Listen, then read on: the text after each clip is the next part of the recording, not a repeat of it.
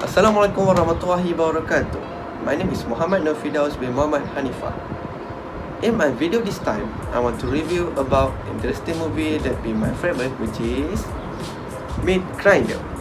Wait a minute, who's watching the horror movie from Thailand beside me?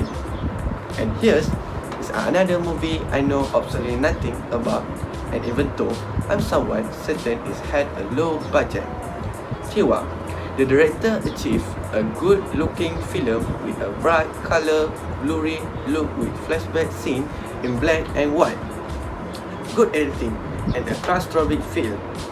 And with the title like Meat Grinder, I was halfway expecting someone in the way of Saw or Hostile, but from the beginning, I didn't get it that feel. Set in Bangkok during 70s, they do it is deal with a woman, a mother named Boyce, and her daughter Bua, who has been abandoned by both husband. We know this early on is the scene where the landlord knock on the door and tell Boy that she owe bad rent, she must pay up soon, and she will evict a mansion her deadbed husband. Boy inherited a noodle cart from her mother, and one day, while she is pushing her cart down from the street, a political riot breaks out, and the child, a young man, grabbed her and pulled her to safety in the alley. They share a moment and become a restaurant friends. Later, she retrieved her noodle cart, and after taking it home, she discovered a dead body on the diet and student writer inside. So, she grind him up and put the meat in the noodle soup. You can't believe it. So, right away, this movie life is student is named by the dead guy whose name was Chad, was friend with Atapon, and his Atapon is searching for him, not knowing he was killed in the riot. Now, this storyline will be adequate enough for a gory horror movie, where there's a lot more going on, and most of it in a boy head. We get to see flashback of Bond's childhood, and her father touch her in an inappropriate manner, but Bond's mother doesn't stand by her. She smashed Dad's hand with a hammer. So Bond had a bad childhood, but now as a grown woman, she hears voices and tell her to do bad things, and the only way she know how to drown out the voice is by drinking her head in the barrel of water. And they are the memory of what happened to both husband.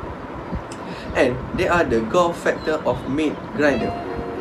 I'm always on the pro of the new gore film, and Meat Grinder delivered on that front.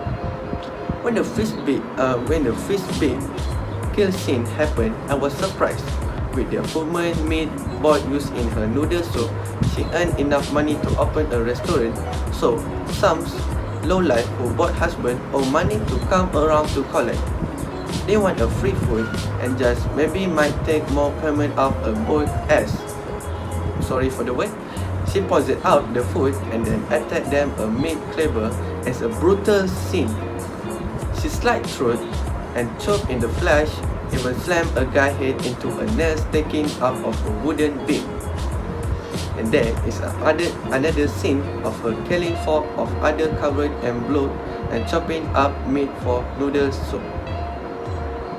I like Meat Grinder. This is a well-made film and the actor mostly do a good job, especially Mai Komputura, the actress who play boys who execute the understated scene content of other human being and men in particular. Both has some debilitating psychology problem that by the end of the movie, I feel more sorry for her than most of her victims and feel that she is a victim as well. This is a warning before the film that the film is a work of fiction. There's a not all noodle soup vendor or visitor killer. But I think Meat Grinder somewhat indicate the role Thai society regulate women and children too, and the way men treat them. Okay, that's all for today. So I hope you guys can see the movie and give me some comment. Okay, that's all for today. Thank you for watching. Bye.